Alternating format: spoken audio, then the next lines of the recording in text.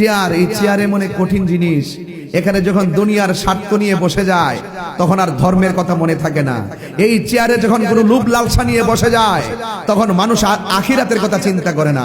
আমরা তো এমন ব্যক্তি, আমাদের আজকের মাহফিলে সম্মানিত মহাসচিব মহোদয়, আপনি খেয়াল করেছেন তো, তিনি এত লং জার্নি করে এসো তিনি চেয়ার ছেড়ে দিয়ে দাঁড়িয়ে বক্তব্য দিয়েছেন। কথা বলেন ঠিক না বেঠিক? আপনারা নেতার আদর্শকে হৃদয়ে ধারণ করবেন। আমরা সত্যিকার অর্থেই ওই আদর্শটাই লালন করতে চাই যে আদর্শের মাঝে থাকবে লাকাদ কানা লাকুম ফি রাসূলিল্লাহি উসওয়াতুন হাসানা। রাসূলের পাকের আদর্শই আমাদের জন্য মডেল। এই মডেল যার হৃদয়ে ধারণ করবে, এই আদর্শ যার হৃদয়ে ধারণ করবে, সেই বান্দা আর বান্দা থাকবে না, সেই বান্দা আল্লাহর বন্ধু হয়ে যাবে। আর সে যখন আল্লাহর বন্ধু হয়ে যাবে তাদের দোয়া কবুল হবে, তাদের বক্তব্য কবুল হবে, তাদের নামাজ কবুল হবে, তাদের কাছে নেতৃত্ব আসলে সমাজ শান্তি থাকবে, দেশ শান্তিতে থাকবে।